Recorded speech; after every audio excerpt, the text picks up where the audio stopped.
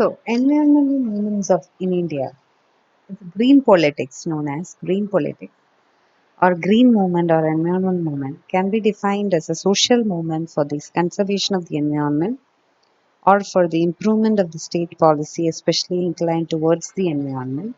In other words, it is a movement to protect the environment through changes in public policy.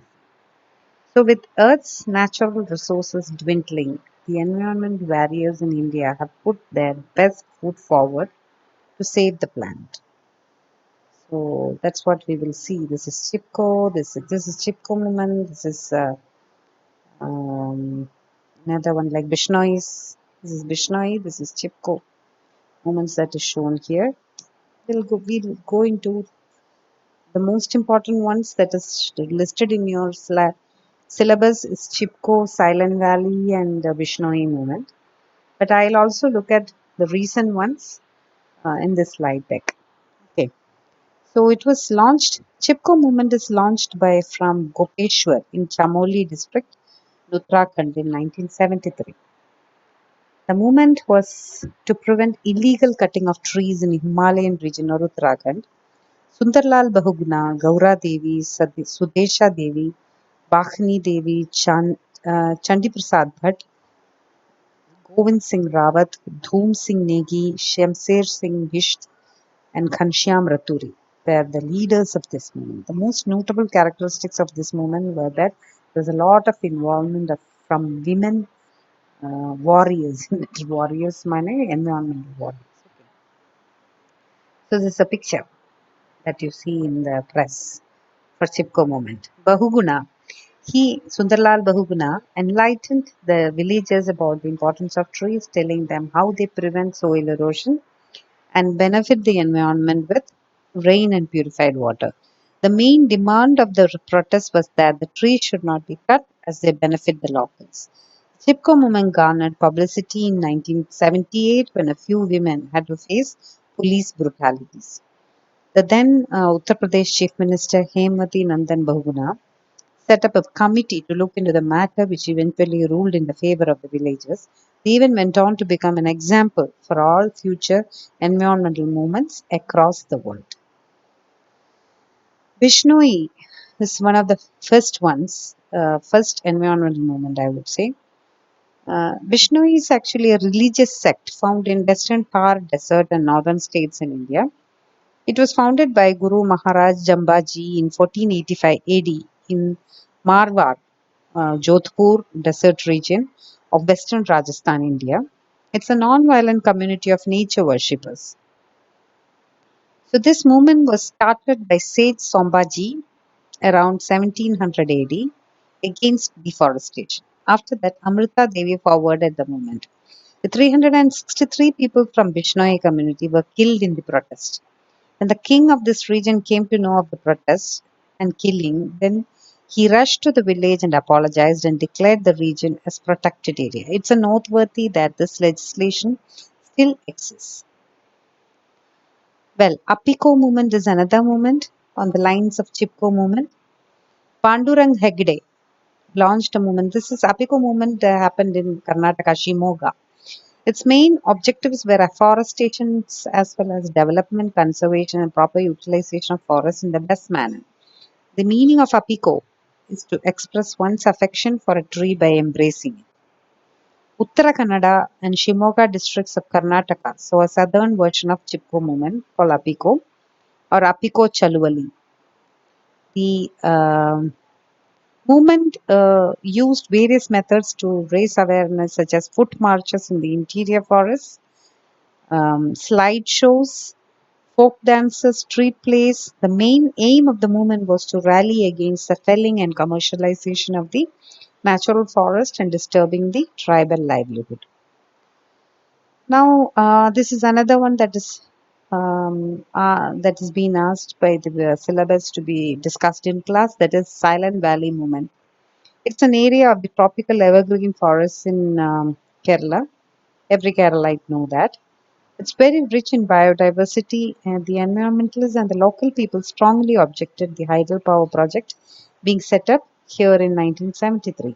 Under this pressure, the government had to declare it a national reserve forest in 1985.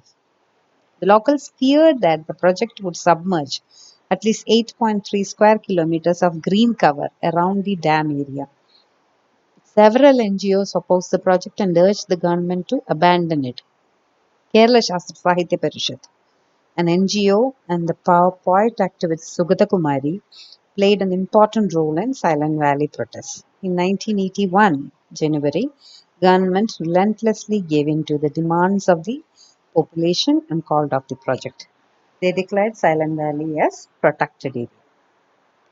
Then we also have Jungle Bachao Andola, tribal community of Singhbum, district of Jharkhand. Previously, it was a district of India during British Raj, part of Chota Nagpur division of the Bengal Presidency, agitated against the forest policy of Government of India in 1982. The government wanted to replace natural soil forests with high-priced teak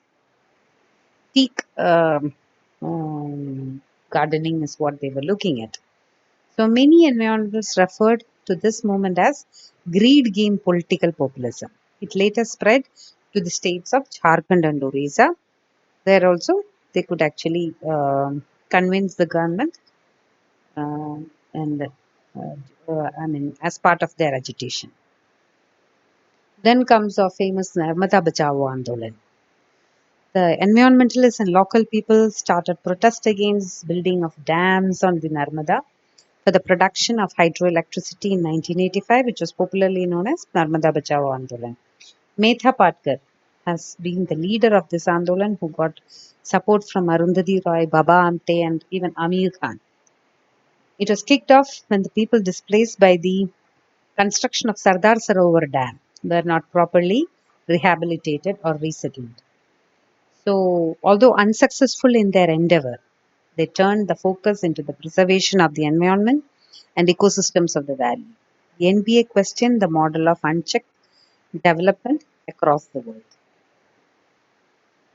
Tehri Dam conflict. This movement was started by the local people around 1980s and 1990s because the dam project would constructed in the seismic sensitive region, and people think that it causes submergence of forest areas along with Tehri town. So despite the protest, the construction of dam is being carried out with police protection, as Sundarlal Bahuguna is sitting on fast unto death. After assurance from the government to review the project, Bahuguna ended his fast. But construction goes on, though at a slower pace.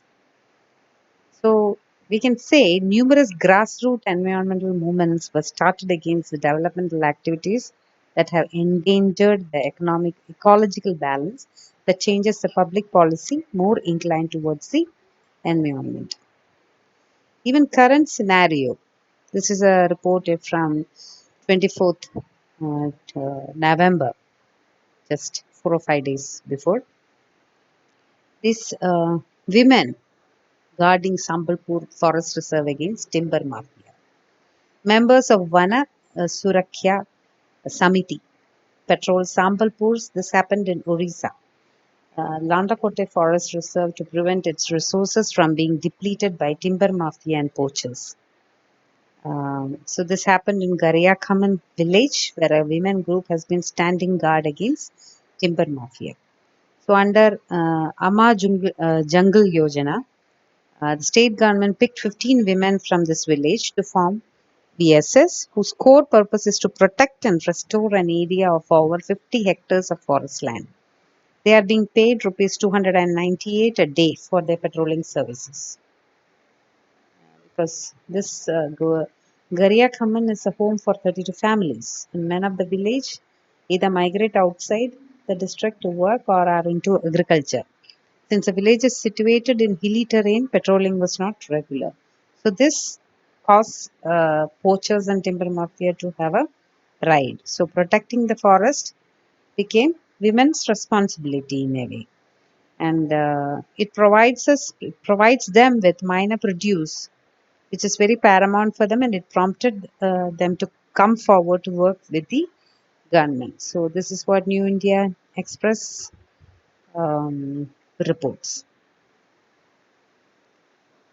Another one is Save Dehing Patkai. This movement of protest happened in April 2020. Decision of the National Board of Wildlife to allow northeastern coalfields to do open cast mining in 98.59 hectares of Dehing Patkai Wildlife Sanctuary. So RTI was filed by activist Rohit Chaudhary, revealed that CIL had already been mining since 2003 in 57.2 hectares and newly approved area, known as Amazon of the East. The 111.15 hectare sanctuary is home for 40 species of fauna and over 300 species of birds, 40 species of reptiles, and 100 species of orchids.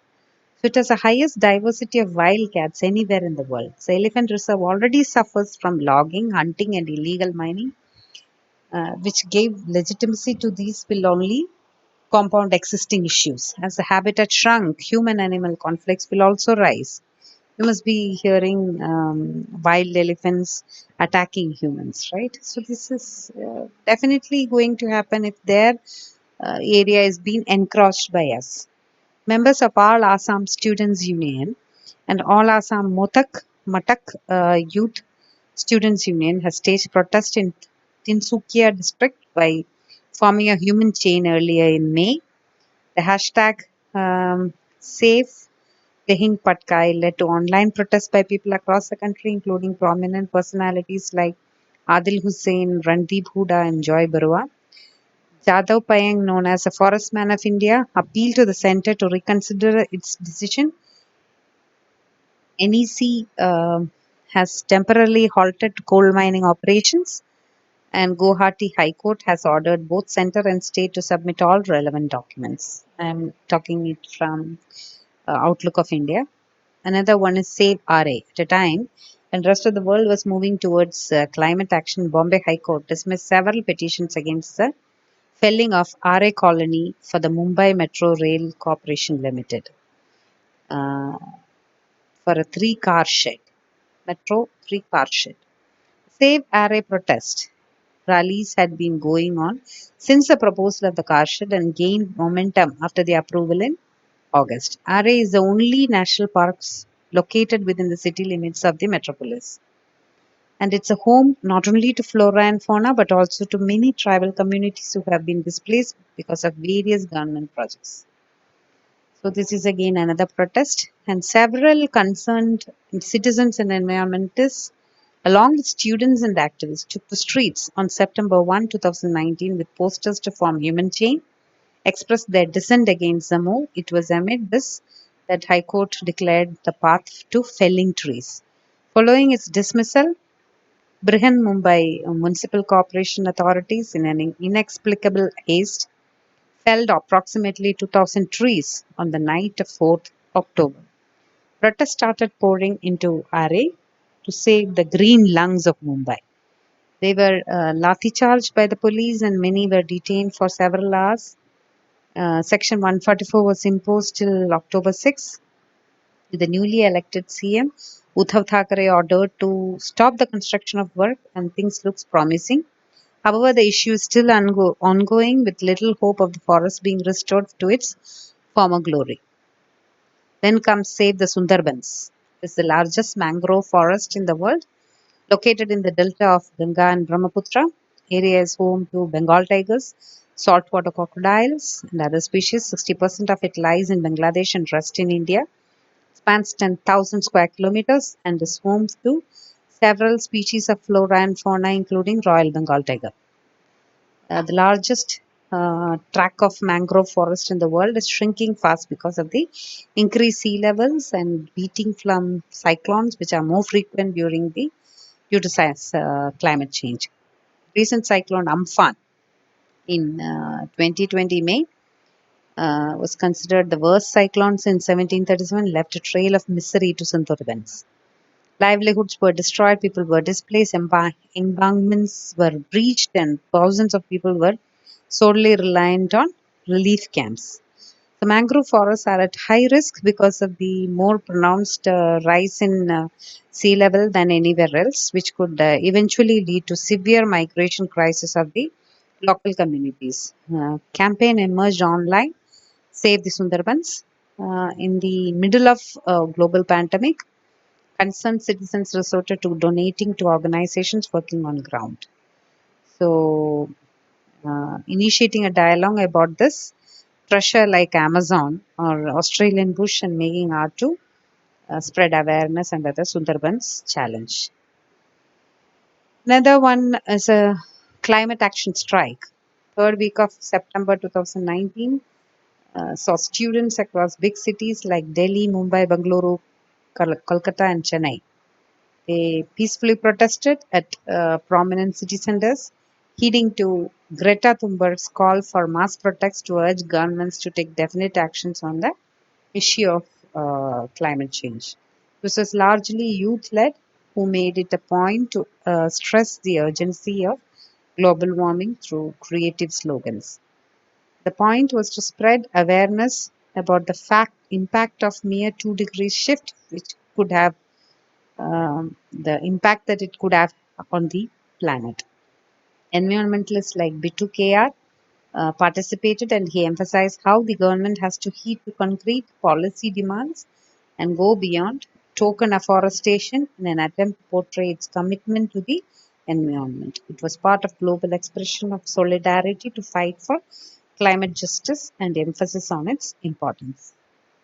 Then comes right to breathe protests. This is the last one that I'll be talking about. The nation's capital, Delhi, is you all know the air quality of Delhi is plummeted to 494. Toxic smoke chalked the city, with mere breathing in Delhi being considered a hazard to one's health. The protest, organized as a result of various movements on social media, so 1,500 people gathered at Amar Jawan Jyoti India Gate on November 5. Leonardo DiCaprio highlighted the success of this demonstration in triggering climate action by the government.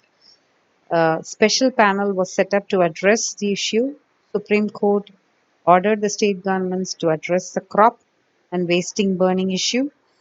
Centre agreed to use green fund to combat toxic air pollution, but the air quality is very much not in the satisfactory level. Delhi experienced clean air following the lockdown, but the air quality started dipping slowly. New Delhi has been the world's most polluted city for the past 2 years, despite government efforts like the odd even scheme. It just goes to show just how large the threat of global warming is looming, and government needs to be making stronger policy changes to combat the air pollution and ensure safety for its citizens, because we have only this planet to live on. With this, I conclude this chapter. I hope you will go through the materials that has been posted in the video links, and reading material. Please do go through them and make your own short notes, and uh, read newspapers and other magazines which actually deals with this crisis. Thank you.